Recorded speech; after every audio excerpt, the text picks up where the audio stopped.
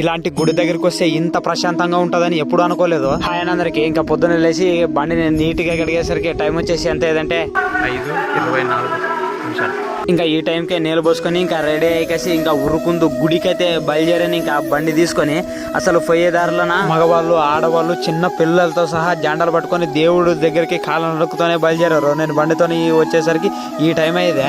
ఇంకా టెంకాయలు తీసుకొని గుడి బయట నుంచే చూస్తుంటే మనశ్శాంతిగా ఉండదు. గుడి బయట చూడండి ఎన్ని ఫోటోలు పెట్టి ఎంతలా పూజిస్తారు. అసలు సెల్లు ఈడే బయట పెట్టుకేసి దర్శనం తీసుకుని బయటకు వచ్చేసరికి టైం వచ్చేసి 8-6 దాదాపు దేవుడు దగ్గరికి పోయేసరికి గంట పట్టేదే టైము. అసలు మంది అయితే మామూలుగా లేరు, ఏడు చూసినా మందే కనపడతారు.